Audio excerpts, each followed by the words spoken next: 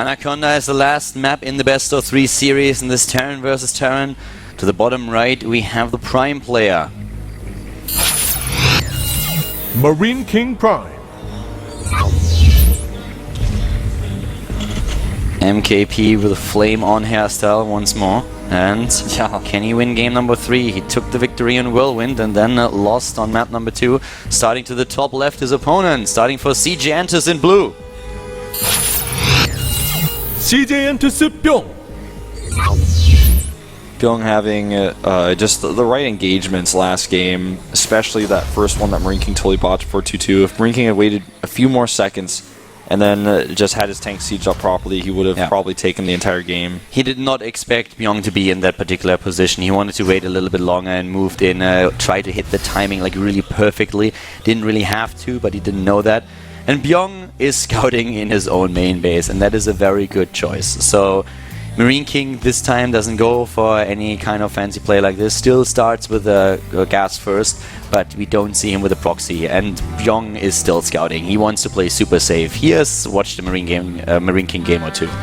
This map is really weird, by the way, because it has 2 ramps coming out of the main base and then into the natural and then into the backdoor expansion. They both have rock towers that only have 650 hit points, and I think only 2 armor, 1 armor in fact even. So if you attack these rock towers with a Banshee or something like that, you can actually kill them, and then they become rocks that have 3 armor and I think 2,000 hit points on this map. So you can actually lock your opponent into a situation where he has to kill the rocks. Not something that's necessarily going to happen, but we have seen Zerg players on this map try to lock a Protoss out like that by attacking with Zerglings, so you have to be really careful on this map about that. We have immediately the SCV with the scout of the factory here, so Bbyong knows exactly what's happening. And he, retreats for now, but he knows already kind of what he's up against. Yeah, it's really important for him to know that there's a fast factory coming like this. On this map as well, the wall that you make at your base is really hard to make because there's a small little mini rock patch that can't be repaired, so if that you lose that, then of course Hellions or whatever it is can come through. Just little subtle features of this map that might come into play. We have the factory right away for Bbyong this time too, so he's not going into the command center as his first structure after the barracks. Ooh. And adds the second gas. MarineKing looks like he's going to proxy his starport for his drops. Yeah, he's already on the way to the top right with one of his SCVs. And there we go, proxies the starport. And here come the Hellions, so going for the medevac here. Yeah, this is really cool. But Bbyong, with the way he's built his tech, the timing for him will line up to be okay to defend this. He's not taking any risks. He's also getting his own second gas, so likely for Banshees. Yeah, so we might see Banshees again. I mean, after game number 2, I don't really blame him. His Banshee did so much damage. Definitely brought him not only back into the game, but also a huge lead. On the other hand, if the Banshee is halfway across the map when that drop hits, he might lose just way too much. Yeah, this is a good scout here by MarineKing. I'm just going to check, make sure the... And just wants to know the location of the buildings. He also wants to make sure there's no CC there, if he can. And here comes that medevac repair on the Hellion. I like little things like this because it makes his Hellions just that much stronger and that much more likely to do damage. And let's see how Bbyong is actually going to defend against this. Here comes the reactor, is nearly done. We already have the Banshee and we have the cloak being built. But he does not have a lot of units at this point. It's 17 army, 18 army supply against 11, 19 now. MarineKing with a speed boost, picking up and going straight to the top. So let's see what he can actually accomplish with this. I think he's going to elevate the rest of his units here because it's easy for him to just run in. Yeah, looks like it. And we have a Widow Mine. That Widow Mine could do a lot, but it's not there just yet. Alright, he attacked the depot, he's shown himself here, the Widow Mine hidden in the medevac, and he drops on top here. Yeah, drops again, and here comes the lineup of all those SCVs, the Hellions, one of them taken out, the Widow Mine! Oh, there's so much friendly fire there. You never want to use a Widow Mine while you're fighting with SCVs because that chance of losing some of your own SCVs is always there.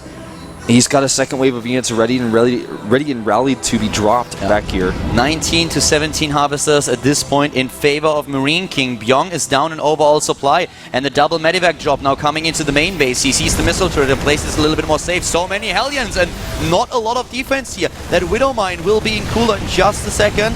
Out of cooldown to this. Yeah, but unfortunately he has to move it. Well, unless MarineKing walks into it, but no, I don't think he will. He has to move it now, so he's losing time there. The Widowmine. MarineKing is doing so much damage to the economy wolf. Like, look at the SCV. But he has no defense. 19. He has no defense at home for this Banshee. He's trying to use repairs.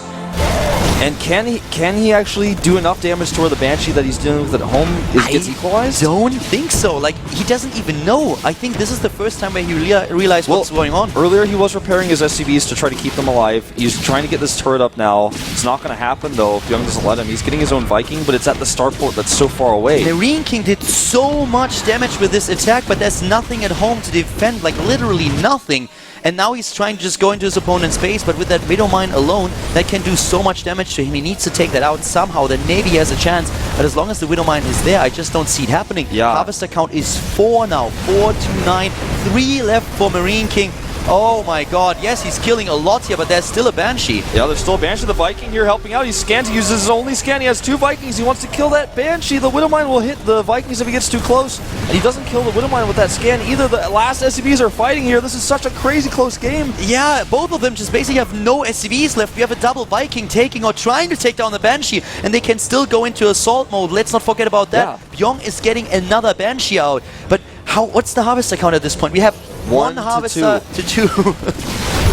Scan here, chasing the Banshee away.